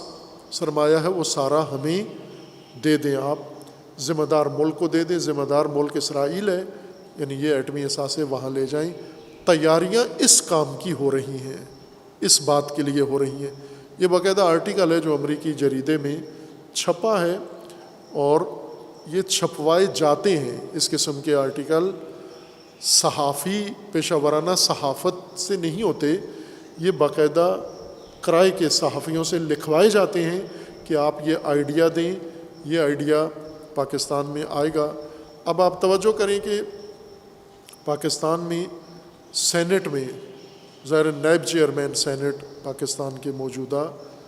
مانڈوی والا کے نام سے ظاہر سینیٹر ہی ہیں،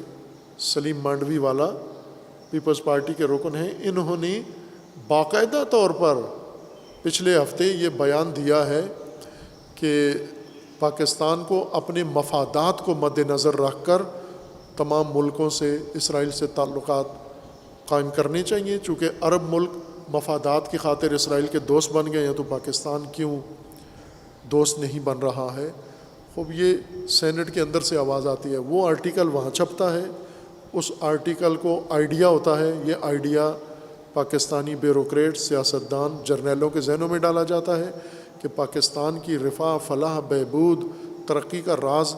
اب اشارہ دے دیا ہے۔ $100 بلین کسی کی بھی رال ٹپکا سکتے ہیں، اور ان 100 بلین کو لے کر آپ ایٹمی اثاثوں پہ بات چیت کریں، سودا کریں۔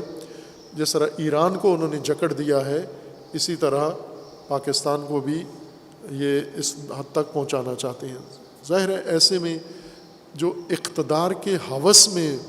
مست ہیں، یہ پاکستان کو نابود کر رہے ہیں۔ معیشت ان کے ذریعے تباہ ہوئی ہے، IMF کے پاس یہ گئے ہیں، IMF کی شرائط یہ مان رہے ہیں، اور متبادل IMF سے ہٹ کر ان کے پاس باقاعدہ آپشن ہے۔ یہ خود وزیر اعظم نے کہا ہے کہ اتنا قرضہ جو ہمیں IMF اتنی سخت شرائط پہ دے رہا ہے،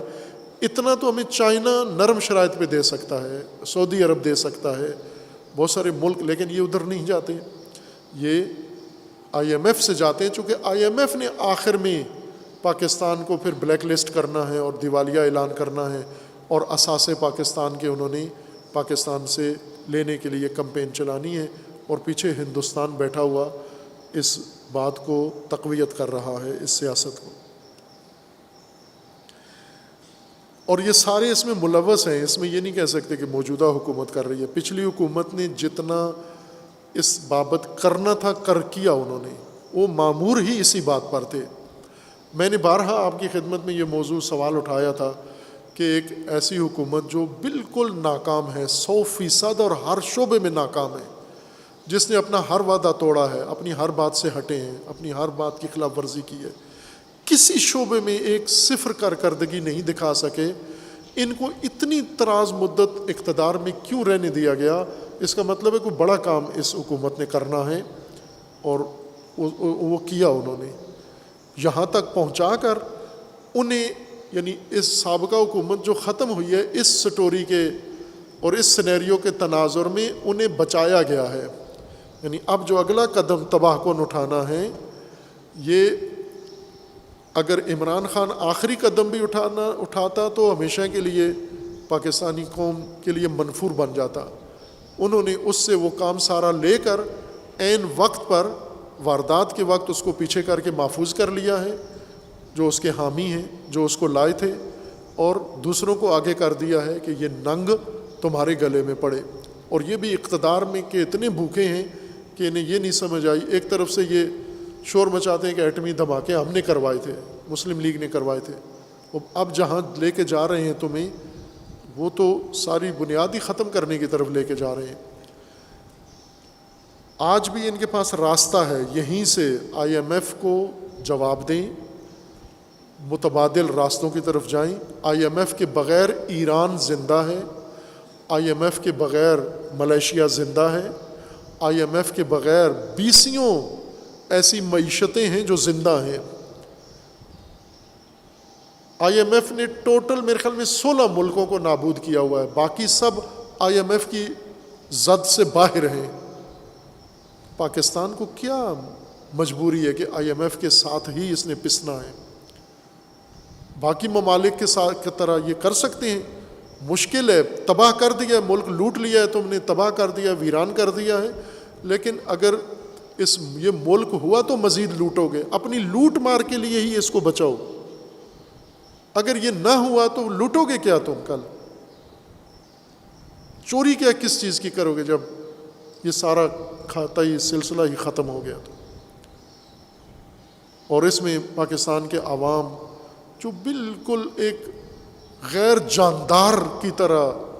پتھر کی مورتیوں کی طرح ہے، نہ شعور، نہ احساس، نہ عکس العمل، نہ رد عمل، نہ سوجھ بوجھ کہ ہمارے ساتھ ہو کیا رہا ہے اور ہمارے ملک کے ساتھ کیا ہو رہا ہے.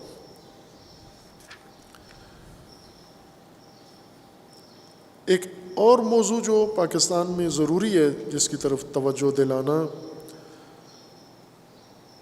پاکستان کی مذہبی سیاست ہے. مذہبی سیاست پاکستان میں جو اس نے رویہ اختیار کیا ہوا ہے وہ مذہب کے لیے بھی نقصان دہ ہے، قوم کے لیے بھی. اور چونکہ یہ مذہب کو غیر مذہبی مقاصد کے لیے استعمال کرتے ہیں. اس وقت جو جاری مذہبی سیاست ہے،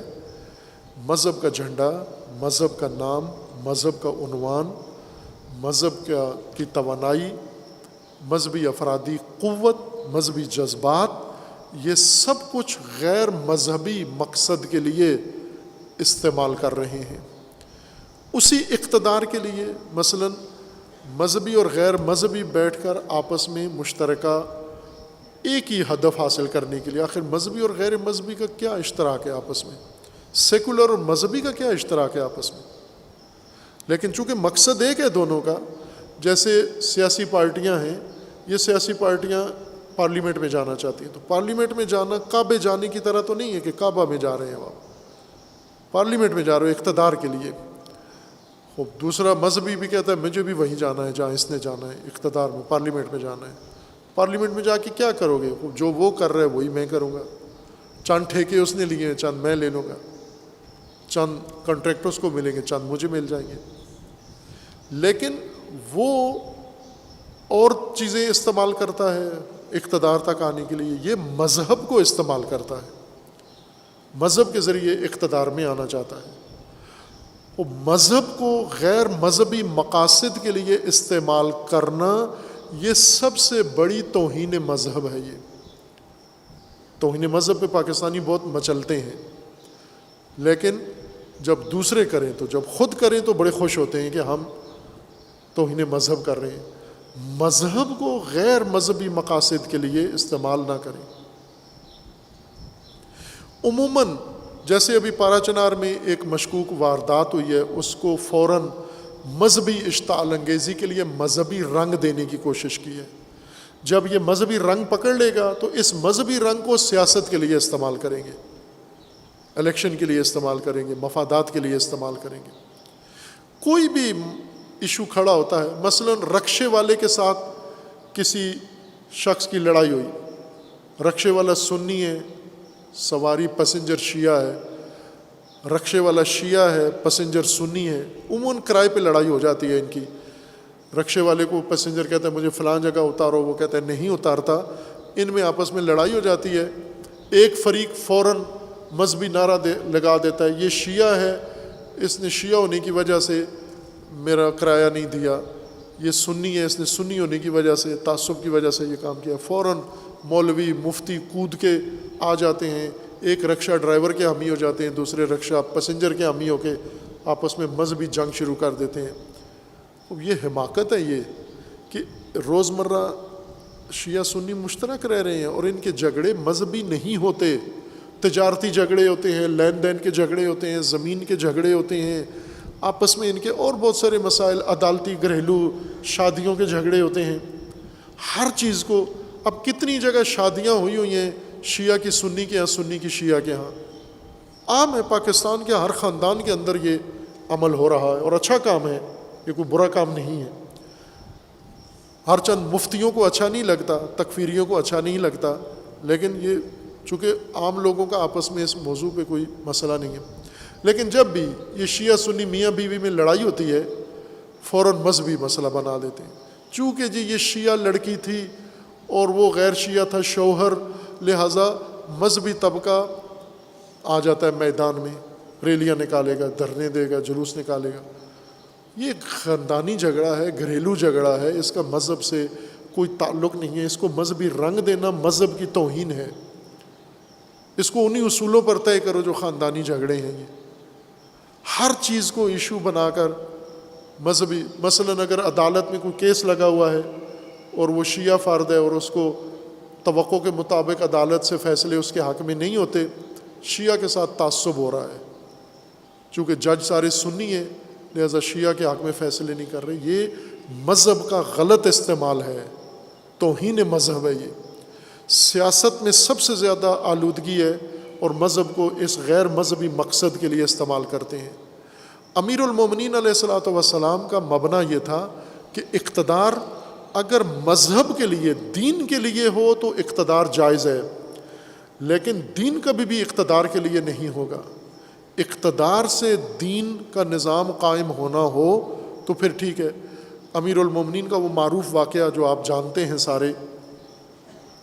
کہ ایک جنگ کے سفر کے دوران امیر المومنین کا جوتا پھٹ گیا اور وہ تھا ہی بہت پوسیدہ جوتا. امیر المومنین نے اس کو خود گانٹھنا شروع کیا اور ابن عباس جو امیر المومنین کے ساتھی مشاور تھے ان سے پوچھا امیر المومنین نے کہ بتاؤ اس جوتے کی کیا قیمت ہے. تو ابن عباس نے معذرت چاہی کہ مجھ سے نہ پوچھیں بہتر ہے. تو کہا نہیں بتاؤ، آپ اصرار کیا تو انہوں نے کہا اس کی کوئی قیمت نہیں ہے، اسے آپ پھینک دیں کوئی نہیں اٹھائے گا، بے قیمت ہے بالکل، صرف آپ استعمال کر دیں اور کوئی اسے پہنے گا بھی نہیں. امیر المومنین نے اس وقت ابن عباس کو کہا کہ ابن عباس اگر میں اس اقتدار کے ذریعے، اس حکومت کے ذریعے عدالت قائم نہ کر سکا، دین قائم نہ کر سکا تو حکومت اس پھٹے ہوئے جوتے سے بھی زیادہ میرے نزدیک بدتر ہے. اقتدار اس وقت جائز ہے جب اس سے دین کے لیے استعمال ہو، لیکن دین کبھی بھی اقتدار کے لیے استعمال نہیں ہوگا. یہ بنو امیہ نے پہلی دفعہ دین کا استعمال کیا اقتدار کے حصول کے لیے. توہین مذہب وہاں سے شروع کی انہوں نے، غیر دینی مقصد کے لیے دین کو استعمال کیا اور وہ سیاست رواج بن گئی. تمام مذہبی سیاست کی بنیاد بنو امیہ نے ڈال دی کہ غیر مذہبی مقاصد کے لیے مذہب کو استعمال کرو. اس سے تباہی ہے یہ. باوجود اس کے کہ قانون ہے پاکستان کے اندر کہ آپ اس سیکولر سیاست میں مذہب کو استعمال نہیں کر سکتے، یہ قانون ہے باقاعدہ، لیکن اس کے باوجود خود یہ پارٹیاں، ساری پارٹیاں مذہب سے فائدہ اٹھاتی ہیں. ہر پارٹی، سیکولر پارٹیاں، بے دین پارٹیاں، فاسق و فاجر جماعت، یہ بھی کسی نہ کسی طریقے سے دین سے فائدہ اٹھانے کی کوشش کرتے ہیں، مذہبی پوٹینشل سے فائدہ اٹھانے کی کوشش کرتے ہیں. دہشت گردوں کی مدد کرتے ہیں تاکہ مذہبی ووٹ ملے، شدت پسندی کی حمایت کرتے ہیں تاکہ مذہبی ووٹ ملے. اور مذہبی ووٹ بینک ہے. ابھی آپ نے دیکھا کراچی میں الیکشن ہوا تو لبیک تحریک لبیک والوں نے ووٹ جیت لیے، بڑی محنت کر کے سب نے وہ ایم کیو ایم کا نمائندہ جتوایا چند ووٹوں سے، ورنہ تحریک لبیک نے ووٹ لے لی ان سے۔ کراچی ایم کیو ایم کا شہر ہے، ایم کیو ایم سے انہوں نے ووٹ لے لیے لبیک والوں نے، چونکہ مذہبی رنگ استعمال کیا، مذہبی کارڈ استعمال کیا۔ یہی کام باقی بھی سارے کر رہے ہیں۔ عوام کم از کم اس میں شامل نہ ہو، اس جرم میں شامل نہ ہو۔ مذہب کو غیر مذہب کے لیے استعمال مت کرو، بلے اقتدار حکومت کو دین کے لیے ضرور حاصل کرو تاکہ نظام دین قائم ہو جائے، اللہ کا نظام قائم ہو جائے، اس کے لیے اقتدار ضروری ہے، بلکہ شرط ہے یہ۔ خوب، ایک اور عجیب پاکستان کے اندر عمل یہ ہو رہا ہے، طالبان کے ساتھ، پاکستانی طالبان کے ساتھ، ٹی ٹی پی تحریک طالبان پاکستان جو کالعدم جماعت ہے، کنفرم دہشت گرد ہیں اور بہت ہی سفاک قسم کے دہشت گرد ہیں، بدنام قسم کے دہشت گرد ہیں، خونخوار درندے جو کسی پہ رحم نہیں کھاتے۔ کچھ دہشت گرد ہیں جو اپنا ٹارگٹ صرف مارتے ہیں، یہ دہشت گرد خونخوار بھیڑیے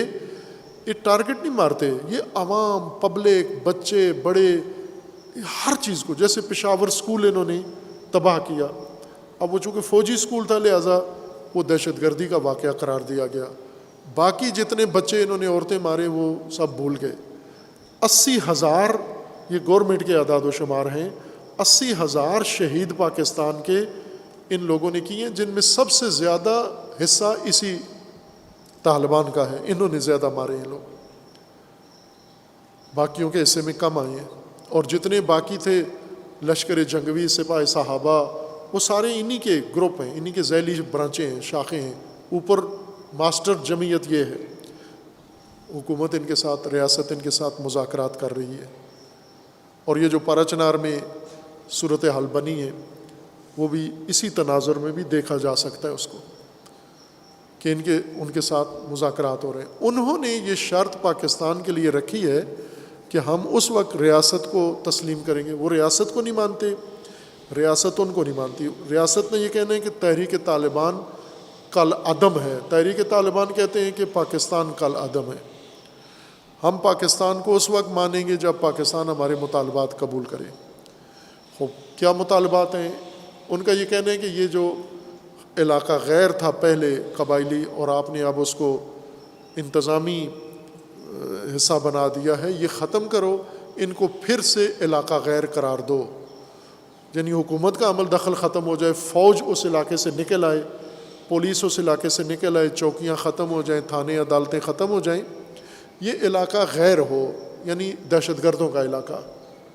قبائلیوں کا علاقہ۔ یہ شرط رکھی ہوئی ہے انہوں نے ریاست کے سامنے۔ ریاست نے یہ شرط رکھی ہے کہ آپ اسلحہ چھوڑ دو، توبہ کر لو، ہم آپ کو معاف کر دیں گے۔ اول دیکھیں یہ بہت بڑی خطا ہے، بہت بڑی خطا ہے۔ دہشت گرد کے ساتھ ریاست کا بیٹھنا یہ ریاست کی حیثیت کو نابود کرنے کے برابر ہے۔ ریاست کو کس کے ساتھ ٹیبل پہ بٹھا دیا ہے؟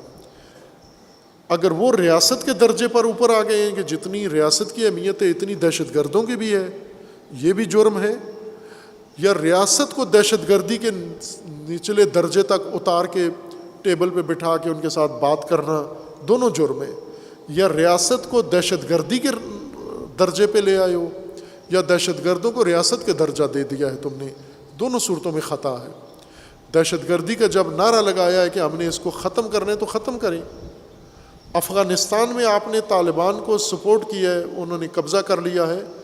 اور افغان طالبان پاکستانی طالبان کو پناہ دیے ہوئے ہیں، اور افغانستان سے وہ پاکستان کے اوپر حملہ ور ہو رہے ہیں۔ اور یہ جو پراچنار والا مسئلہ ہے ظاہراً یہ اسی تناظر میں ہے کہ انہیں یہ مذاکرات کامیاب ہوتے نظر نہیں آتے، یا اگر کامیاب ہو بھی جائیں تو طالبان کی یہ شرط ہے کہ پاراچنار ان کے حوالے کیا جائے، چونکہ افغانستان کا دروازہ ہے، آسان راستہ ہے ان کے لیے۔ یہ بہت نقصان دہ کام ہے، احمقانہ کام ہے۔ ریاست بیٹھ کر دہشت گردوں کے ساتھ مذاکرات کرے، آپ امن قائم کریں، ان دہشت گردوں کو ختم کریں، کمزور کریں آپ، لیکن اس قیمت پر نہیں کہ ریاست زیادہ کمزور نظر آئے اور دہشت گرد زیادہ طاقتور نظر آئے۔ اس قیمت پر دہشت گردوں سے مذاکرات ملک کے مفاد میں نہیں ہے۔ ایران اور اسرائیل کشیدگی شدت کے ساتھ ہے، اور اسرائیل میں جیسا پہلے جارحیت تھی بڑھتی جا رہی ہے، شدید جارحیت اسرائیل کے اندر ایران کی نسبت پیدا ہو گئی ہے۔ اب اسرائیل اس سلسلے میں جو قدم اٹھانے جا رہا ہے، بلکہ اٹھا چکا ہے، ایک تو امریکہ کی قیادت میں اس نے ایک فورم بنایا ہے 2I2U والا، اور ایک اور اس نے اب تجویز دی ہے جو عملی ہو چکی ہے کہ عرب خلیجی ملکوں کے ساتھ مل کر اسرائیل اور خلیجی ممالک مل کر امریکہ کی قیادت میں مشرق وسطیٰ کا ایک دفاعی نظام بنائیں گے ایران کے میزائلوں اور ایران کے جہازوں کو روکنے کے لیے۔ اس میں سعودی عرب امارات نے انویسٹمنٹ کی ہے، اسرائیل نے امارات کا پورا سسٹم سنبھال لیا ہے، اور ایران کے خلاف انہوں نے ایک باقاعدہ محاذ بنا لیا ہے، اور ایران کے اندر تک کافی عملیات آپریشن کر چکے ہیں۔ اسرائیلی وزیر اعظم نے یہ بیان دیا ہے کہ ایران اتنا مضبوط نہیں ہے جتنا ہم سمجھ رہے تھے، بلکہ ایران کو زیادہ نقصان پہنچایا جا سکتا ہے۔ یہ اس کا کل کا یا پرسوں کا بیان ہے، اور یہ اس وقت صورتحال بنی ہوئی ہے۔ چونکہ پہلے انہوں نے ایران کے بازو توڑے،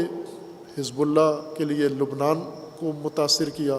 لبنان سیاسی طور پر بہت مفلوج ہو چکا ہے، عراق اس سے بھی زیادہ بد صورتحال میں پہنچا دیا گیا ہے،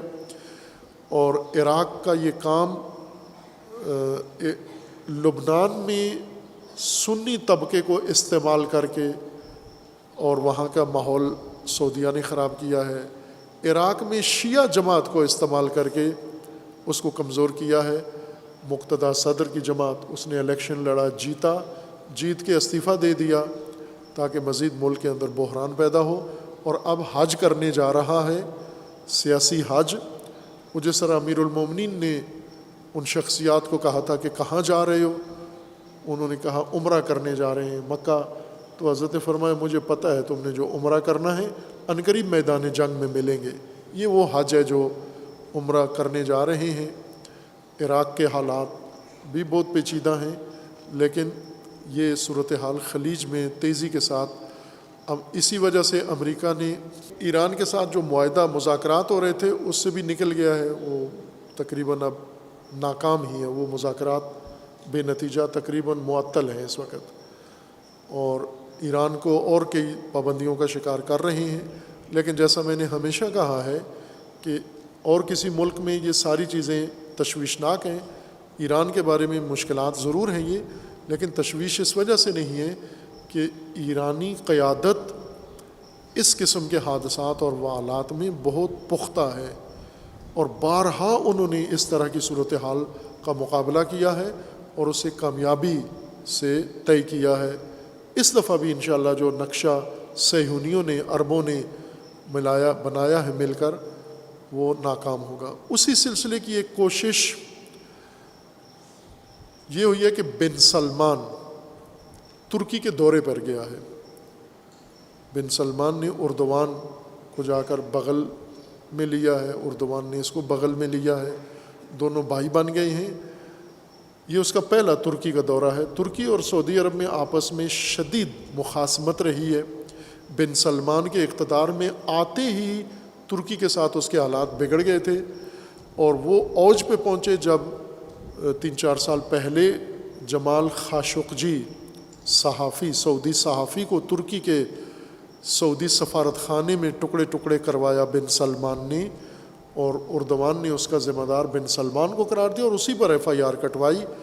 اور پھر اس کے بعد ترکی ان پر کیس چلاتا رہا، حالات ان کے بہت کشیدہ ہوئے۔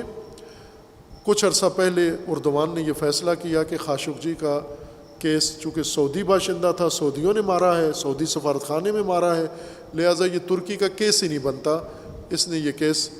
ریاض میں سعودی عرب میں منتقل کر دیا اور فوراً ہی خود چلا گیا، ریاض کا دورہ کیا، اور اب اس کے بدلے میں بن سلمان نے دورہ کیا۔ اب آپ توجہ کریں، اردوان ایک طرف سے کشمیر و اسرائیل، کشمیر و فلسطین و فلاں کے لیے آواز اٹھا کے ایک عالم اسلام کا رہنما مجاہد اپنے آپ کو ثابت کرتا ہے، اور دوسری طرف سے گرگٹ کی طرح قاتل کو بلایا اس نے، وہ قاتل جس نے خود اردوان کے نزدیک قاتل ہے خاشقجی کا اور بہت سارے لوگوں کا، اس کو بلا کر مفادات کی سیاست ہے، اپنی بقا کے لیے، اپنے اقتدار کے لیے، دونوں بن سلمان اور اردوان میں کوئی فرق نہیں ہے، کوئی فرق نہیں ہے، عمر کا فرق ہے اور داڑھی کا فرق ہے، باقی ان میں کوئی فرق نہیں ہے، یا عربی اور ترکی کا فرق ہے،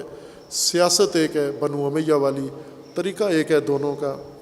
بن سلمان جو کچھ کر رہا ہے، اردوان جو کچھ کر رہا ہے۔ اور اس سارے تعلقات میں بن سلمان نے اردن کا دورہ کیا ہے، مصر کا دورہ کیا ہے، ان کے ساتھ معاہدے کیے ہیں، اور تقریباً 10 ارب ڈالر سے زیادہ کے معاہدے ان کے درمیان آپس میں ہوئے ہیں، اور مزید بڑھانا چاہتے ہیں دفاعی تعاون۔ اور جب بن سلمان ترکی میں تھا، اسرائیل کا وزیر خارجہ بھی ترکی میں تھا، اور اس نے ترکی کا شکریہ ادا کیا ہے کہ آپ نے ایران کو ترکی میں ضرب لگائی ہے، اس بات پر اردوان کا اسرائیل کے وزیر خارجہ نے خصوصی شکریہ ادا کیا ہے۔ خب یہ بھی ایک سیاست ہے جو جاری ہے مشرق وسطیٰ کے اندر، اور نہایتاً اس کا رخ بھی ایران کی طرف ہے۔ انہوں نے پہلے ایران کے بازو کاٹے ہیں، بازو سے مراد انصار اللہ یمن میں، حزب اللہ لبنان میں، اور حشد شعبی عراق میں، انہوں نے پہلے ان کے بازو کاٹے ہیں، اور جیسا اسرائیلی وزیر اعظم نے اعلان کیا ہے کہ اکٹوپس کا سر کو چلنا ہے، یعنی بازو تو ہم نے متاثر کر دیے، اب خود ایران کو اندر گھس کر انہوں نے ضرب لگانی ہے۔ اس کے لیے انہوں نے سوریہ میں کافی جارحیت دکھائی ہے، اب تہران اور باقی علاقوں میں ایٹمی ان کے اثاثے اور باقی پلاننگ کرنے جا رہے ہیں۔ ایران کے اندر بھی اس بارے میں کافی تشویش پائی جاتی ہے، لیکن جیسے پہلے اللہ نے مدد کی ایران کی اور بڑے بڑے بحرانوں سے سرخرو نکلے ہیں، انشاءاللہ اس مرحلے میں بھی اللہ کی مدد ہوگی، اور ایرانی قیادت انشاءاللہ اپنے ملک کو اور اپنے انقلاب کو ان صہیونیوں، عربوں اور امریکی شیطنت سے محفوظ رکھیں گے انشاءاللہ۔ اللہ تعالیٰ تمام ان مظلوم قوموں کی مدد فرمائے انشاءاللہ، اور انہیں آزادی عطا فرمائے۔ کشمیر میں بھی گزشتہ ہفتہ اور چند ہفتے مسلسل قتل عام کے گزرے ہیں، روزانہ 4 سے 5 جوان مقبوضہ کشمیر میں ہندی دہشت گردوں کے ہاتھوں، فوج کے ہاتھوں شہید ہوتے رہے۔ ہندوستان کے اندر کے حالات بھی عرض کرنے تھے، لیکن اب وقت زیادہ گزر گیا ہے، اسے بعد میں بیان کریں گے۔ وصلی اللہ علی محمد وآلہ الطیبین۔